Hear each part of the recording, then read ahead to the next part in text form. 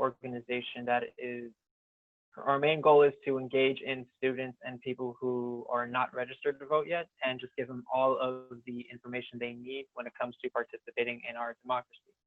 And right now I'm going to be introducing Mauricio Centeno, the President Emeritus of the League of Women Voters of Miami-Dade. Okay, so after serving on the board of the League of Women Voters of Miami-Dade County, Mauricio Centeno became its president in June 2018 and served for 2 terms. Her focus is to increase voter turnout in underserved communities by following the League's mission to educate, advocate, and defend voting rights in our community. In her professional life, Ms. Centeno is a state general appraiser with the state of Florida. She has experience in a variety of commercial properties, including but not limited to office buildings, industrial buildings, retail stores, restaurants, and apartment buildings. A graduate of Miami-Dade College, she continued with her passion for public service and obtained a master's in public administration from Florida International University in 2017. She was the chair of the Miami-Dade County Commission on Human Rights and was recently honored with the District Champion Award by the Miami-Dade County Hispanic Affairs Advisory Board. Mauricio was also honored as the Nonpartisan Advocate of the Year by the Zeta Phi Beta Sorority Incorporated. Most recently, she ran for the office of Property Appraiser of Miami-Dade County.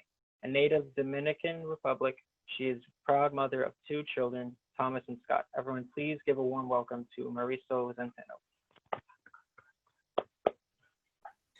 All right, Yay! Thank you so much for that, William. That was so nice.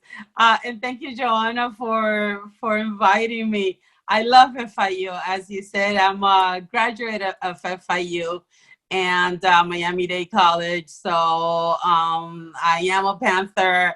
And actually, it's really cool to be here today speaking about the elections and the constitutional amendments and voting, because you all have on the main campus a voting site, and that was a huge fight that the League of Women Voters put up with the mayor and the supervisor of elections in order to have it, because back in 2018, there wasn't one there, and the league and a couple of students and organizations, the ACLU, we sued the state because they had taken away on-campus early voting, and Miami and all the other counties had established it, except for Miami-Dade County and 2 more counties that I can't recall right now.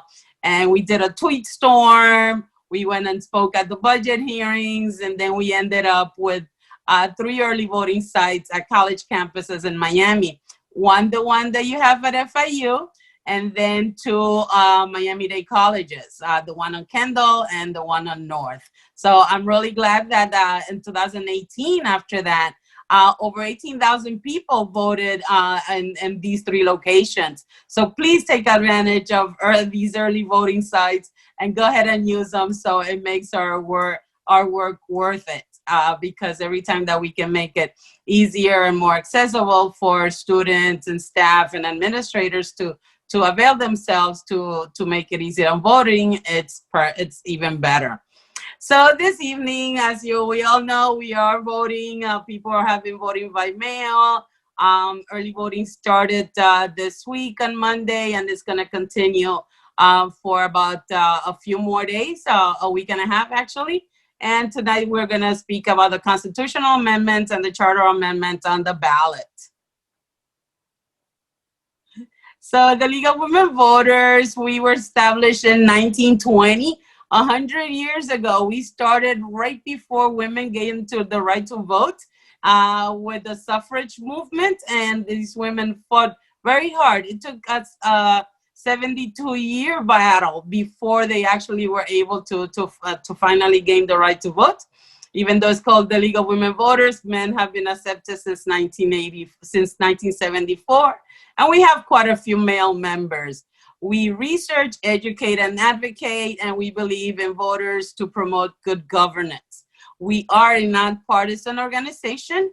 We are a nonprofit political organization. So while we are nonpartisan, we don't oppose or endorse any candidates, but we are quite political in that we advocate for different issues and take positions on them. So these are the important dates for the November elections. Of course, November 3rd is the last day to vote. November 5th was the last day to register to vote. October, those of you that want to request a vote by mail ballot, is October 24th. So this week is the last time that you have before you can request one. October 19th, as I said, the early voting started, and it goes all the way through November 1st. So in Miami-Dade County, we have 33 locations. Like as I said, yours at Main Campus is one of them. And you can also drop off your mail ballot, because this year we're so lucky that we have the ballot boxes that you don't even have to get out of your car, and you can just take your vote by mail ballot there. And then the last day, absolute last day to vote will be November 3rd, a Tuesday at 7 p.m. If you are in line before 7 p.m., you will be allowed to vote, even if it takes all the way to 8:30, 9 o'clock. So as long as you're in line before 7 p.m., you're good. But please try to do it early so you don't have to be in line with everybody else. So we have the ways to vote. As I said before, you can vote by mail, okay? You can request your vote by mail ballot till the 24th. I just said that, okay? So you can request it in person, by telephone, or by email. And then you can vote early is the other part, beginning on the 19th and all the way till Sunday, November 1st. And then the last day to vote is on election day in person at your precinct. On November 3rd, you cannot go to an early voting site because they will be closed. The last day that the sites will be open is on November 1st. On Monday, there's no voting, but you can drop off ballots at 4 different places in Miami-Dade County, one of them being the supervisor of election. But in that election day, you have to go to your precinct close to where you live.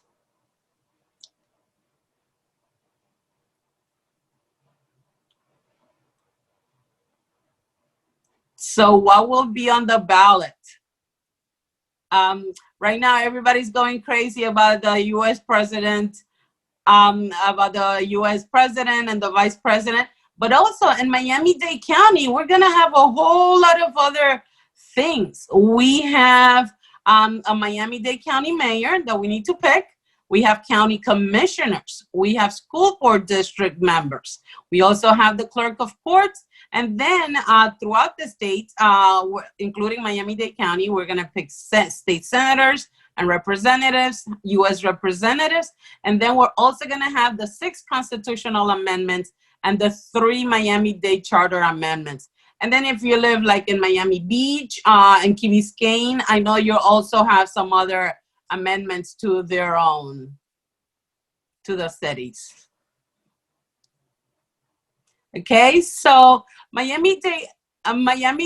Miami-Dade mayor, he's the highest ranking official in Miami-Dade County. So he acts as the administrator and oversees everything for the metropolitan government. You know, so we have the federal, we have the state, we have the county.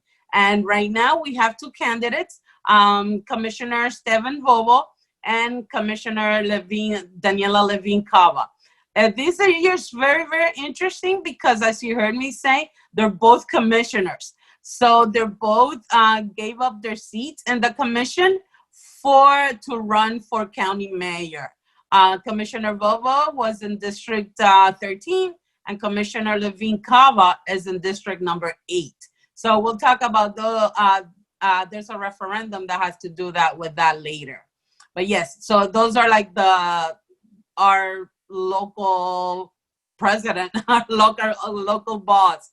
So then we have the Miami County Commission, and just like the mayor, the commissioners are nonpartisan, and this year is odd number districts. So every 4 years, we either have odd number district seats or even numbers. On election years, we have the odd numbers. That's why you'll see so the Board of County Commissioners, they legislate they're the legislative body in the county. So they have a lot of powers to establish policies that transcend the city policies. And I want to like make you all to like pay really good attention. I know that there's so much airtime being used by the presidential elections, but we need to remember that the mayor and the commissioners, the county judges, and the school board, these people are that make policies that affect us daily. So in the three levels, we'll see that, you know, like for example, today the board of the school board is having a meeting to decide about COVID-19, etc. for our county. The commissioners are the ones that have to do specifically for our county. So they have a lot of power in our local lives. So in those seats, we have a few. So because nobody won more than 51%, we have 4 districts that had runoffs. So District 3 has Kian Hardiman and Gypsy Melitis. District 5 has Renee Dier de la Portilla and Eileen Higgins. District 7 has Cindy Lerner and Raquel Regalado. And District 9 has Elvis Maldonado and Kiani McKee. So as you can see, it is the odd number districts. And all of these candidates, they had races back in the primary in August. However, none of them got the 51%. So they went into a runoff. So this is the importance of these things. So we know a lot of people would think, oh, but I already voted in August. But because they didn't get all the percentages, we're going into a runoff with these candidates, with these 4 seats. And just like that, we have the clerk of courts. It is a partisan office and it is countywide. The clerk serves as the recorder of and the custodian of the records. He is the clerk of the county commissioners. And we have Mr. Harvey Rubin and Reuben Young. Those are the only 2 that we have there. It's a really important office. When you pay your tickets, that's where you pay them to. When you buy a house and the guarantee deed is established, that's where you record it. So it makes it legal that you own a piece of land or that you paid something or other. The school board, same thing. It is nonpartisan. They are the odd number district seats. The school board is comprised of 9 members, and we elect them the same way. Each school board member is staggered in 4-year terms. They serve 4-year terms on staggered basis. So again, we're gonna see the next one, which are also for the odd number districts. And these 2 are on a runoff. So we have 3 districts that went to runoffs. District 3, we have Lucia Geller and Ross Ridewell. District 5 candidates is Christy Fraga and Mara Zapata. District 9 candidates are Dennis Moss, who was termed out, and now he's running for that. So that's an interesting race there because, yeah, as you saw before, somebody else is running for District 9. And then Luisa Santos. So all of you can find more information about all these candidates in our nonpartisan website, vote411.org, and you'll be able to see it later. And then we have the state senators and representatives. So these are the people that make the legislation and represent us in Tallahassee. So we have 160 state legislators, 120 in the House and 40 in the Senate. So you've seen all the commercial for all of these people. So, they take our local issues and take it to Tallahassee and try to find good compromises for the district that they represent here in the county. And they enact the laws or amend and repeal laws. They have a whole lot of power, but it's statewide. Then we have the U.S. representative, so we're moving up. It is also partisan, and it is a single-member district. This year, we have 2 of them. We have the U.S. House Representatives. They have the federal legislation. Okay, so now we're talking about in the federal government. The state of Florida has 27 representatives, 5 of each represent Miami-Dade County. And November election will include 4 races for the 5 districts. So we'll see on the next one. Okay, so we don't have but we have a lot of districts there. So there you go, you pass it. There you go. One more. My apologies for that. Okay, so these are the candidates. So we have District 20, and these are the districts that belong to Miami-Dade. District 3 has Carla Spalding and Debbie Wasserman Schultz. District 24 has Federica Wilson, Laverne Spicer, and Christina Alexandra Oliva, and she's running as a no-party affiliation. District 26, Carlos Jimenez, who is the current mayor, and Debbie Mukasser Powell, who is the incumbent. Then on District 27, we have Maria Elvira Salazar and Donna Shalala.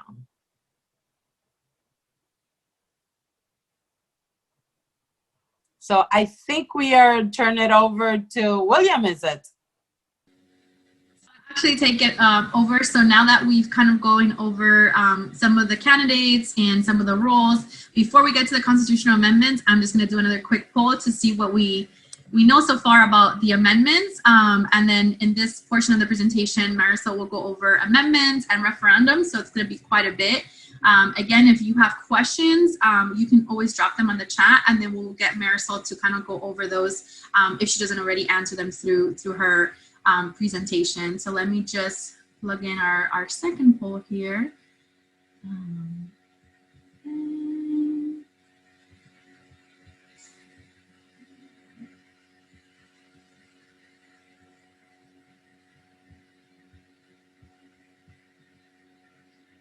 Sorry, I'm sharing both screens here. So, all right. So how many constitutional amendments are on the ballot? And the answers are coming in.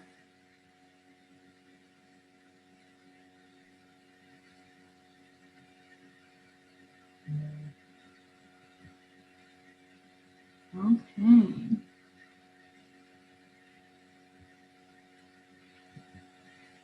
So yes, so the majority said 6. So that is correct. We have 6 constitutional amendments, and we will talk a little bit about the difference between those, Florida constitutional amendments, and then some of the things are more specific to the county or cities, because that can definitely get a little bit confusing. But I think, yes, we're on the right track with this. So thank you again for sharing. Let me make sure. Are you all able to see the presentation, or am I still on a different screen? I sometimes can't tell. We can see the presentation. Awesome, perfect. Just making sure. Take it away, Marisol. I was gonna say if a lot of them thought that this might have been a trick question, because the slide says the 6 amendments. I'm glad that 63% of them saw it though.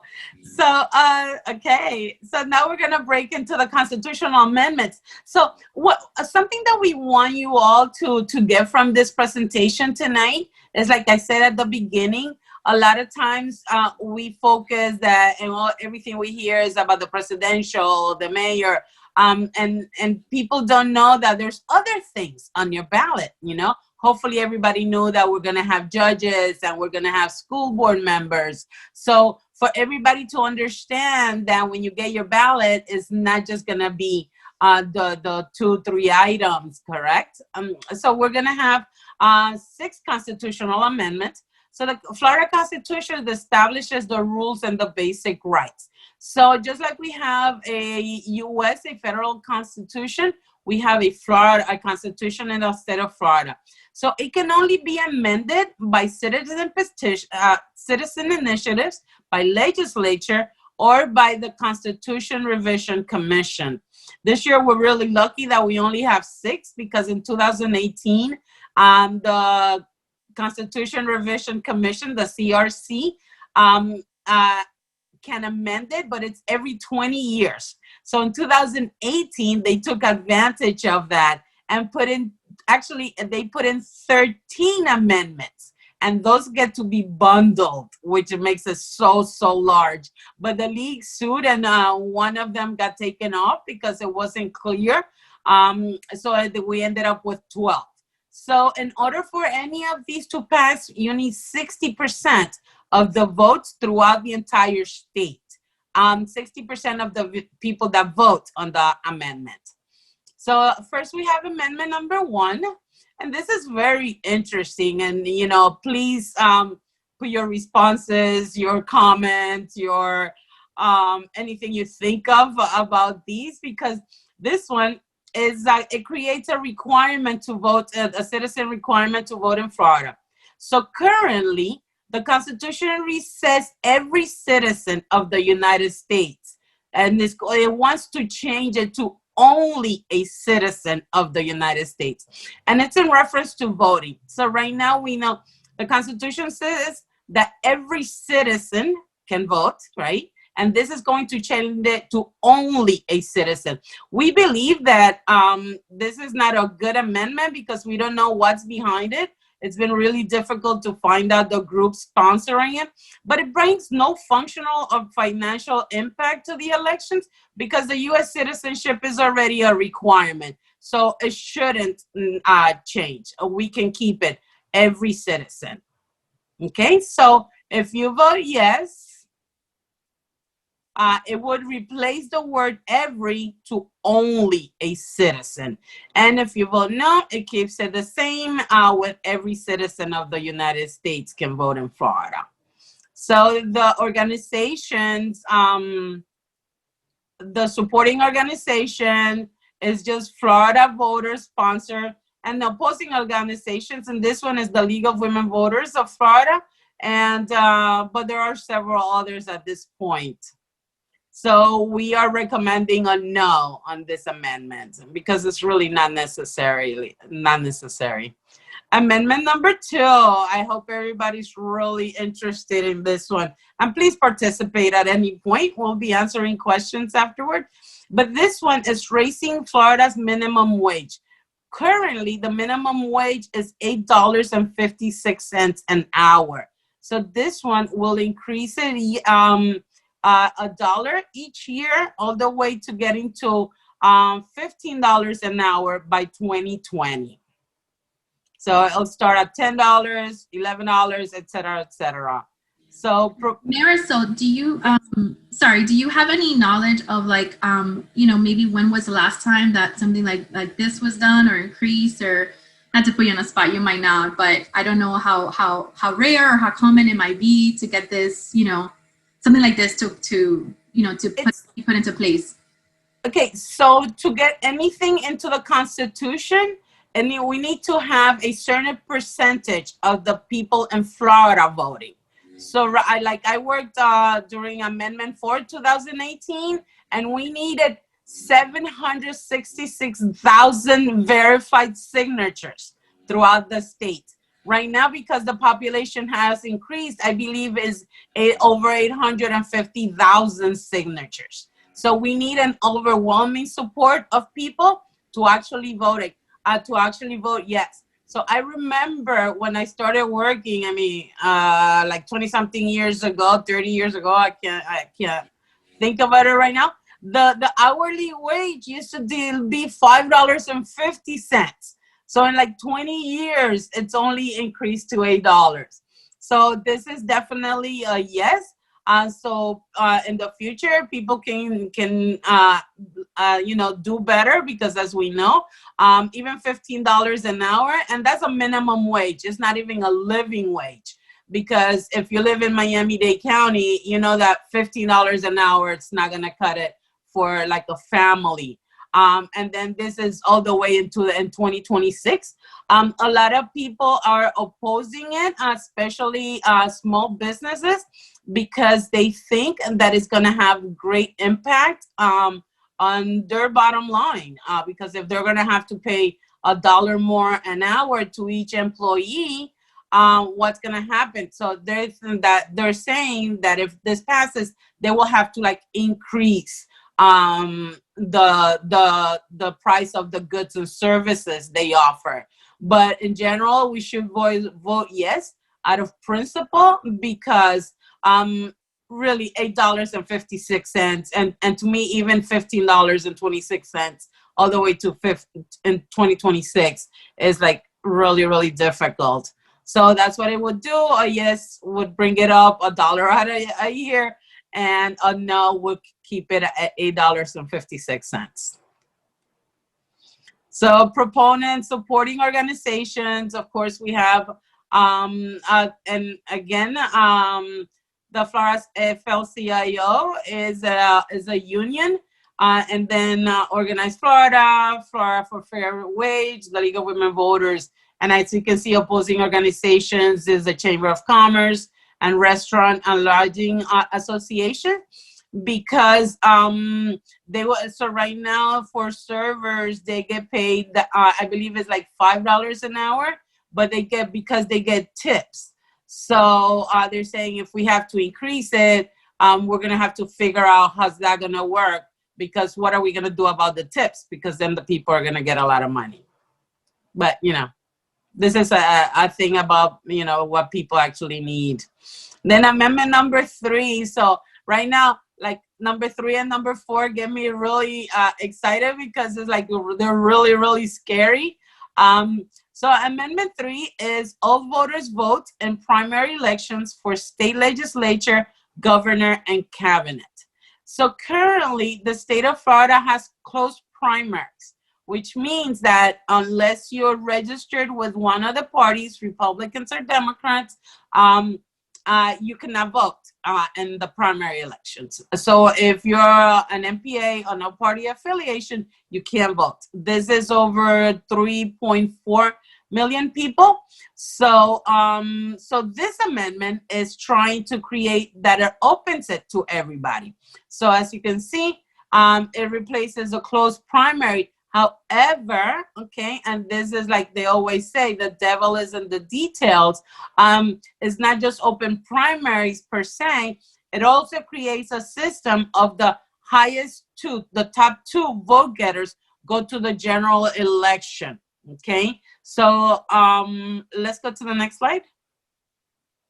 So this is really troublesome, because all voters could vote in the primary election regardless of party affiliations, and then all the candidates are shown in the single primary ballot regardless of party. So they won't be able, the candidates won't have their party next to their names. The problem with this is that when you do that with everybody, there are about 8 districts in the state of Florida that are specifically gerrymandered, which is not necessarily good, but that's the way it is, so the people can have the representation for African American and minority district. When you put all the voters to vote, it bleaches, is what they call, and the people that are the candidates are no longer going to be representative of those communities. So so a vote yes would establish the top 2 open primary system for state legislators, for governor and cabinet, and a vote no would keep it the same. So if you go on to the next slide, you'll see like all the people that oppose it. Okay, so these are all voters are the sponsors. Marisol, I have a quick question. Oh, go ahead. So I'm actually interested in this. Would this be like you'd be able to vote in multiple primaries, or would it be strictly one person, one vote? One person, one vote. So it's like in the primary.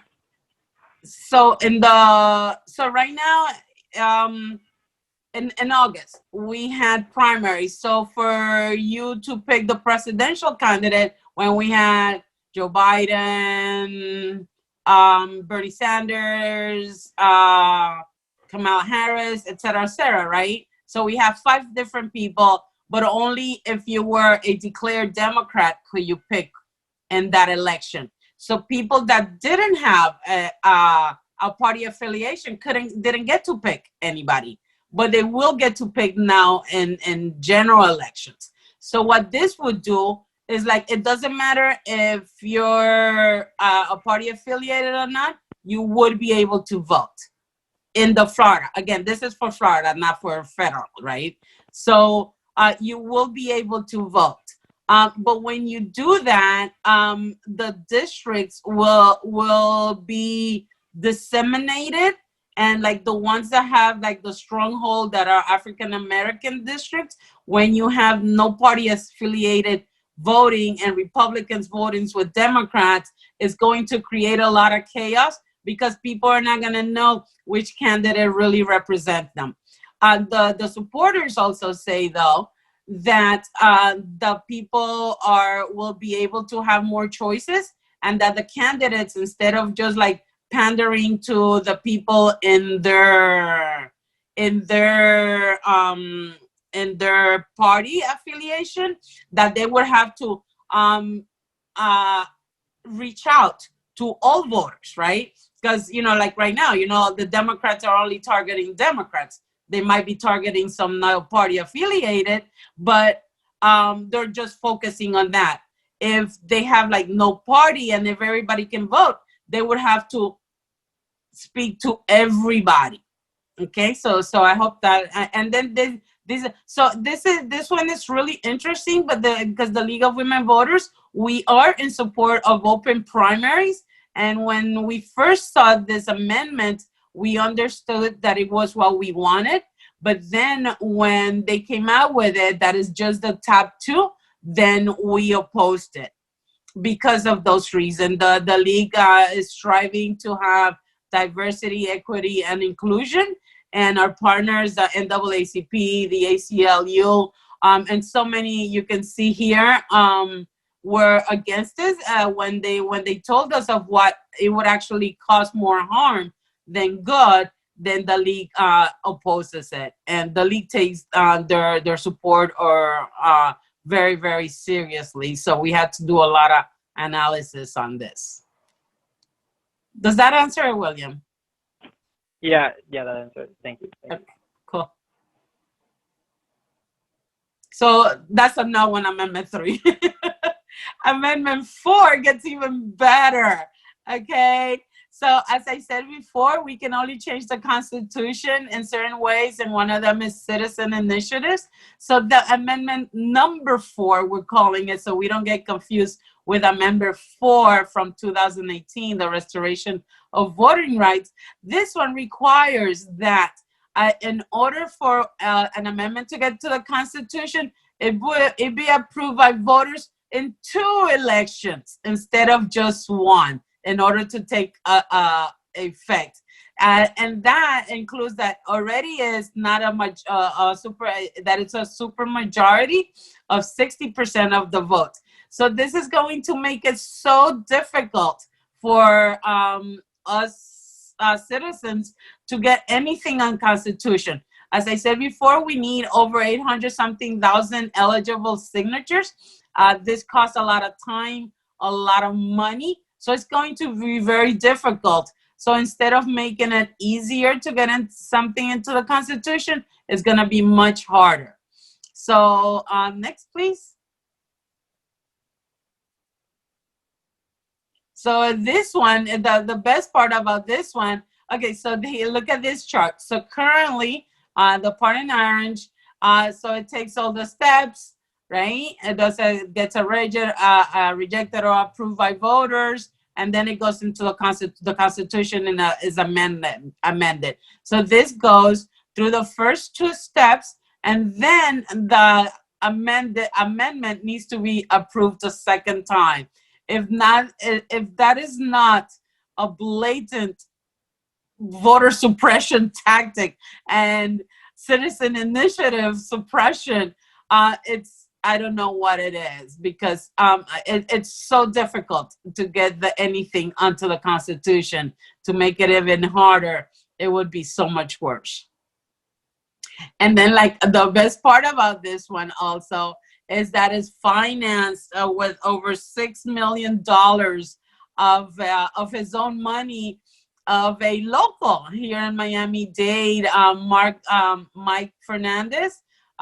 He used to be, actually, he is in the healthcare business, and he put over $6 million of his own money to get this onto the ballot. So that's what it would do. If you say yes, it will be a second and doing it in twice. And if not, it would be in a single election, just as it is right now. So those are the organizations that oppose it and support. You can see that most organizations are opposing it. Okay. So amendment number 5 and number 6 are my wheelhouse because I work at the Office of the Property Appraiser.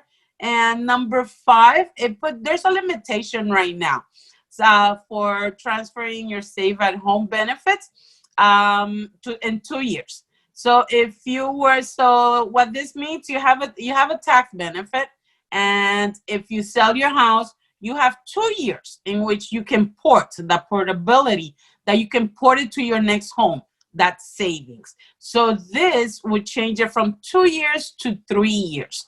It does reduce the tax revenues because, you know, the real estate taxes, 35% of the real estate taxes are used to cover for the budget, or actually the budget, real estate taxes cover 35% of the county budget. And then, so this for the typical taxpayer, it's a really good one, these two, because instead of having to rush and buy a house, if you just closed in one in November or December, then in which you would have only had 14 months, this would increase it to 3 years and you have more time. So amendment number 5, if you vote yes, would extend the transfer of Save Our Homes. And if no, it will continue the same. The League of Women Voters opposes it because of the reasons that I mentioned. In addition to that, things to do with taxing shouldn't be embedded in the Constitution, because the tax policy should be flexible when we have major disasters. It is from the taxes that we're able to pull a lot of money quickly for recovery. So if the legislators would do their jobs and do this through policy, it wouldn't need to be on the Constitution. So then we have number 6, which is also has to do with taxes. And this one, so right now, spouses, this one is, so spouses have certain homestead exemptions. And if, and this one is trying that if the spouse of certain veterans who were permanently injured and related, combat-related disabilities, if they pass, that the surviving spouse can continue having the tax discount. So they wouldn't be hit with a larger tax bill. So it reduces the power, again, so it's really good for the individual taxpayer, as long as, and it is effective, as long as the spouse does not remarry or sells the property or does something else. Again, same reason as number 5. We oppose it because it reduces tax benefit to the county and it shouldn't be on the Constitution.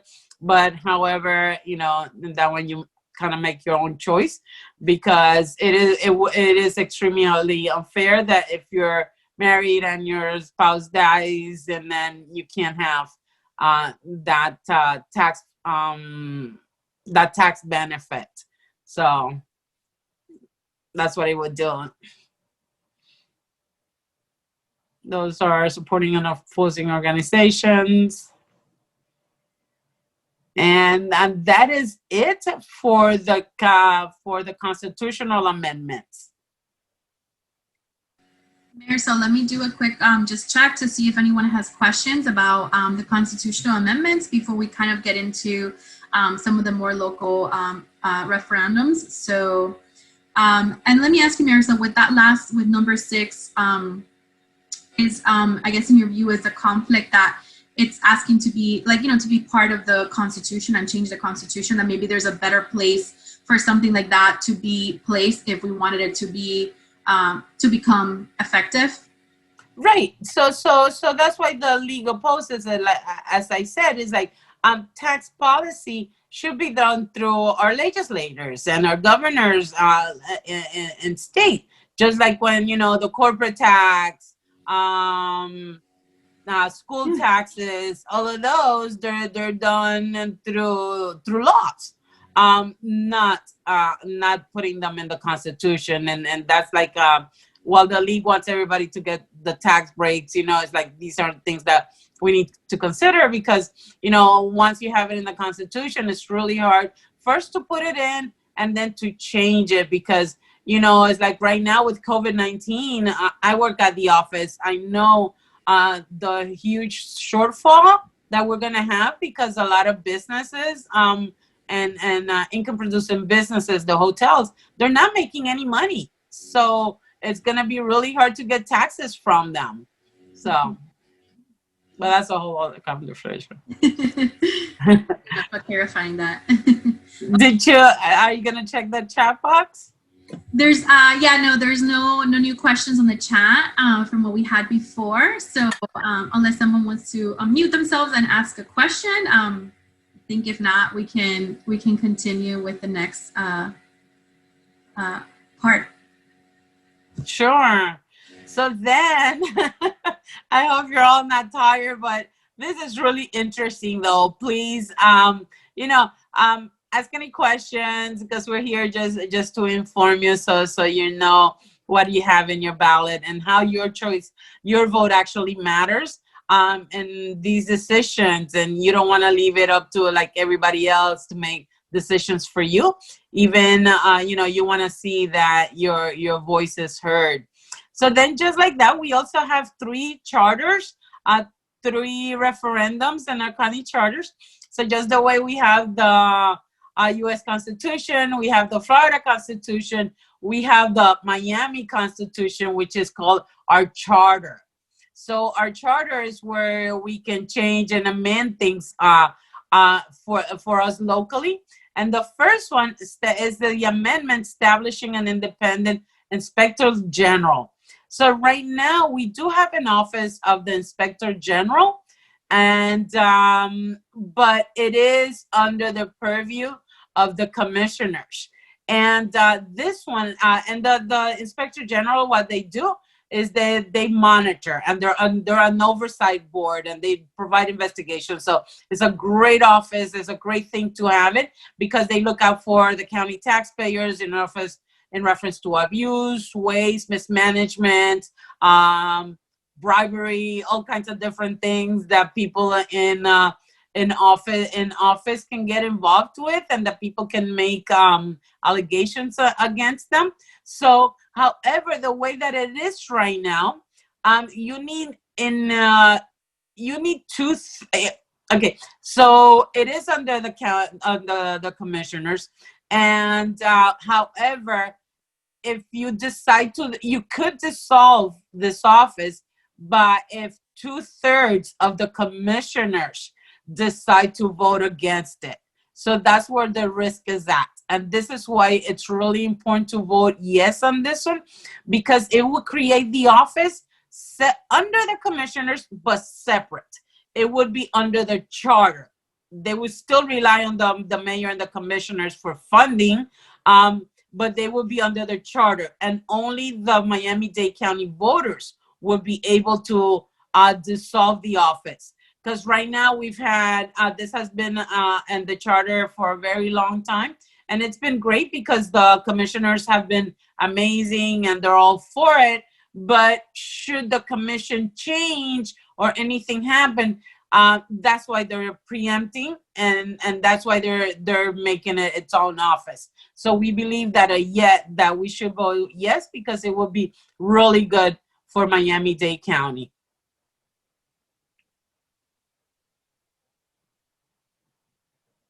The Miami Herald also supports it. And several other organizations. Also, you can find a lot of the recommendations on the Miami Herald if you so choose to find to look for more information. So then this amendment number 2 is regarding elections to fill the mayor or commission vacancy during a primary and general elections. So this one is what I was referring to you before with Commissioner Volvo and Commissioner Levine Cava. So with both of them holding office, the state of Florida requires that you resign to run from your position. So they needed to resign while they're running. So we know that those seats are going to be vacant no matter what happens, correct? It doesn't matter who wins or loses. But because they can choose when they can resign, causes a vacancy in that seat. For example, Commissioner Daniela Levine Cava, she did her resignation for a few days after the election for mayoral. Okay, so that means that we won't be able to fill that seat until a special election happens. A special election can cost up to like close to $1 million in the county, which is taxpayer money. And on top of that, special elections have a lower voter turnout. So this is looking that when they file to run, that those seats will be filled during the general or primary election. So right now, in November, we would have that vacancy filled and it wouldn't cost us any extra. So we are recommending yes on this one, and that's what it would do. Marisol, I'm going to have you pause for a little minute here to answer a question here.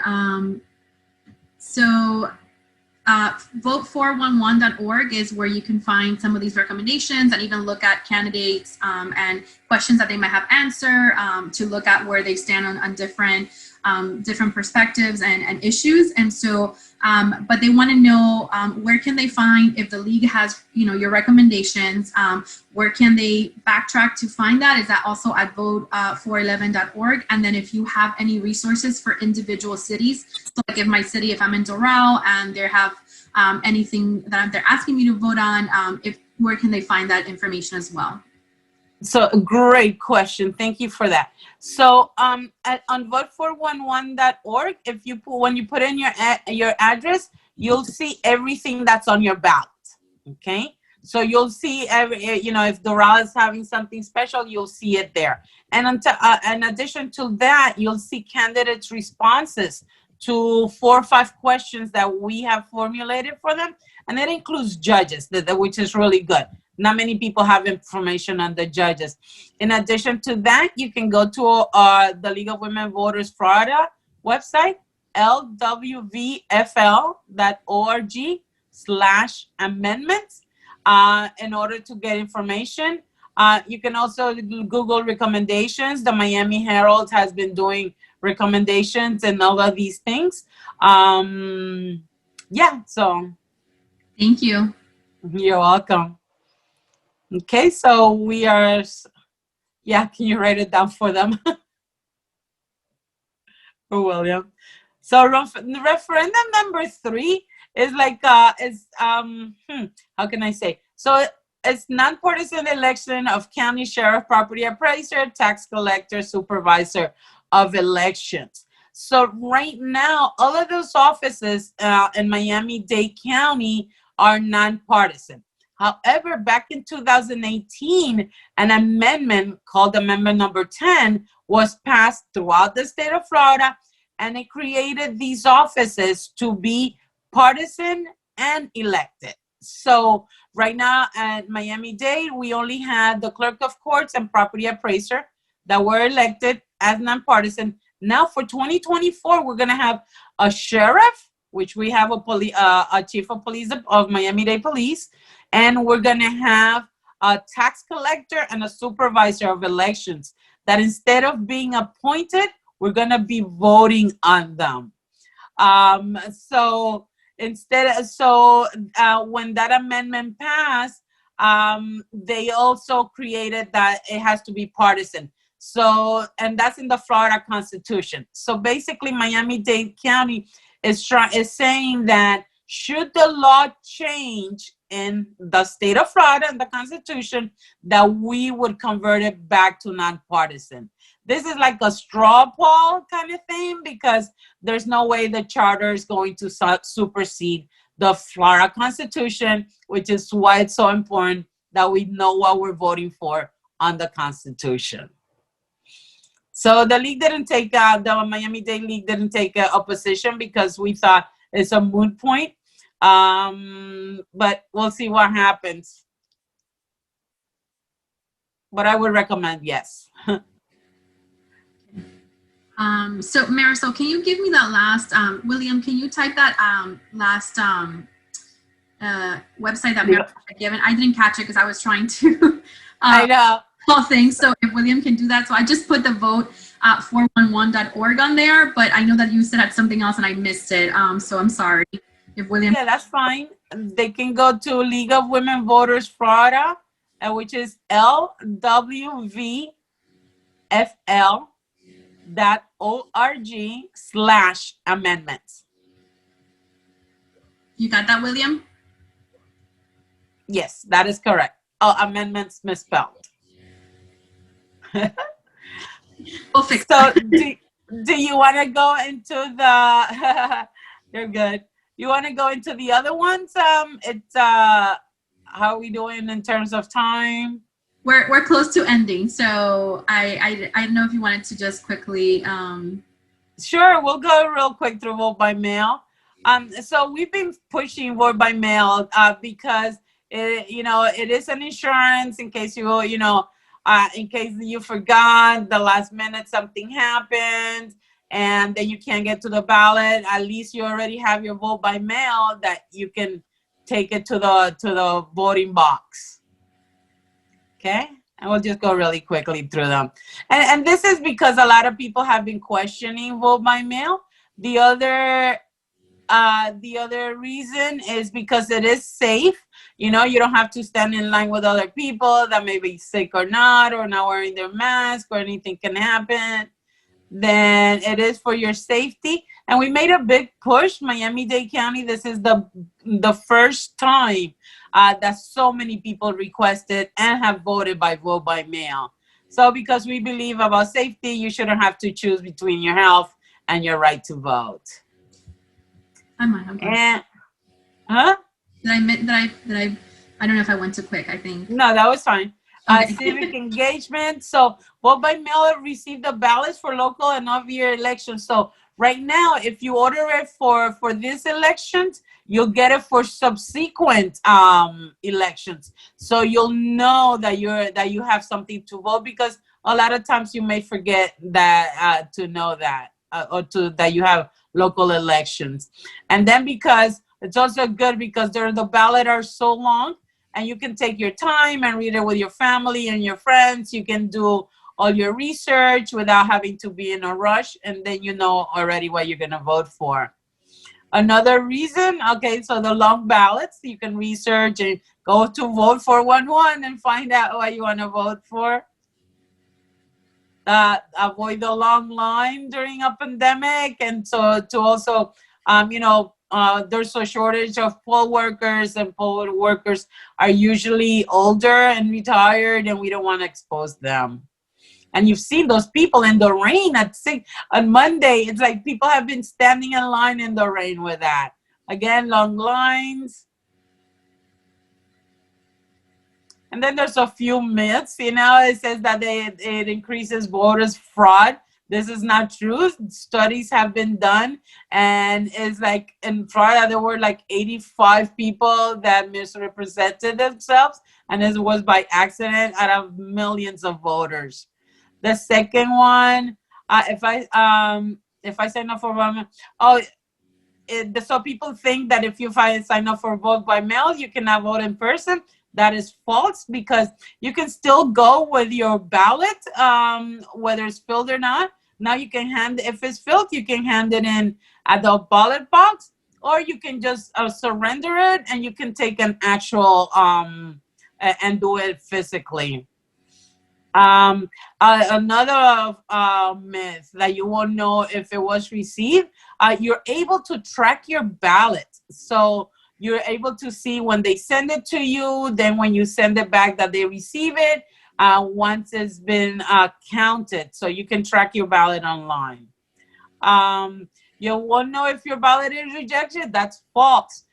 This year, you can put your phone number and your email address on the outside. Don't forget to sign it. You need to sign your ballot in the appropriate place and put it in the sleeve before then.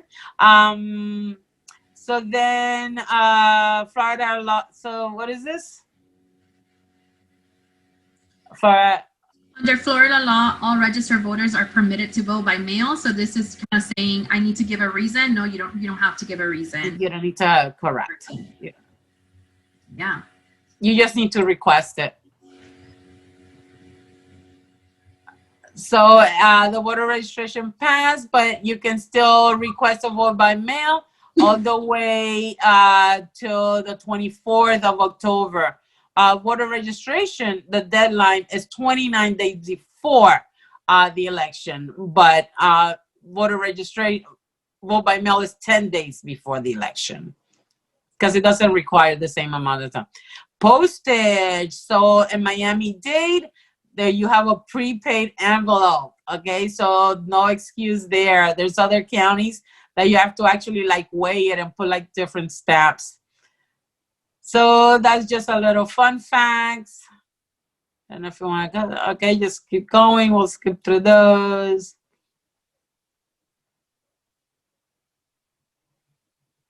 That's a lot of people that voted by mail in the midterms election. So it's so that and already it's been record-breaking numbers. So what percentage of votes will be voted by mail? Let's see. Yes, we're about to find out. Yeah. So far, there's so many, man, right? See, 50% of votes in the 2020 primary were voted by mail. The same is expected. So some supervisors are expecting over 65%. I didn't read that one. The voter turnout. Yes, it's already so high for 2020. Absolutely. So I am going to Marisol. I'm going to look at the chat to see if we have questions there instead of maybe doing this because I know we're pressed for time a little bit. Yeah. I want to be mindful of that. I think that, yeah, Kelly had just asked she wanted to confirm if each city amendment recommendation we're able to find that in that league, the league's website. No. So if you're like so it would be it will say that there are additional amendments, yes, but when you okay, so no, I'm sorry, my apologies. Yes, when you do vote411.org and you put in your address, yes, everything that is on your specific ballot for where you live will be there. Yes. So Miami Beach, Doral, anything, yes. Okay, awesome. Thank you so much. And then William has, put some additional information on the chat, about ordering your vote by mail ballot if you haven't, kind of done that yet and you still have some time to do that. And Marisol, was there any other sites that you want me to really touch on here? No, we pretty much covered it all there. They can follow the League of Women Voters. Oh, yes, there is a very important phone number. If you continue towards the end, we are partners with Election Protection right there. Election Protection, 866-R-VOTE. They have over 28 languages, and this is really, really important in case you have any questions, there's any issues at the voting box. If, for example, yesterday we saw that City of Miami police officer with a partisan mask the league right away took issue. We call them. If you see anything or anybody wants them makes you uncomfortable, you feel threatened or hesitant or have any question at any time, use that number, election protection, 1-866 our vote. Thank That's you. very, Yeah, very feel free important. to take a screenshot of this. If you know, it's something definitely good to have. And for others to also know about. In case you encounter any issues if you do decide to vote, early or the day of the elections in person. So absolutely take note of this slide. And I'm going to just open it up to see if we have any final questions that we didn't get to ask. Obviously, we want you to obviously use this information to get it, informed. Definitely use some of the resources mentioned so that when you go cast your vote, you have the information to make the best decision for you and how you want to kind of vote. So I want to thank Marisol so much for her presentation and for her time with us, and thank you all for being here. Definitely share information with your friends and family and let them know where they can find this information if they need it as they get ready to vote. So thank you all so much. Thank you for having me. Thank you. So I will, we will most likely share this video on our Center for Leadership and Service Instagram. So that's at FIU CLS. And then we also have a YouTube channel, so we'll probably connect through our Instagram to share this. But definitely check out our Instagram for more information if you want to look back at this information. So I just have to confirm that we're able to upload it, but it will be in one of those two places. But definitely follow at FIU CLS, and then we will make sure to kind of make an announcement there of where you can find it. Joanna, they can also follow the league and all the social media at lwvmiamidade.org for emails or the website, and LWV Miami Dade on Twitter, Instagram, and Facebook. Yes, they have great information. I follow you all, so it's really good to see all the posts, stories, and lives that you all are doing. So definitely another great resource to follow. So thank you all so much for joining us. I hope you have a great evening and that you're able to make it out there or mail your ballot during this time. So thank you. Thank you, Marisol. Thank you. Bye, everyone.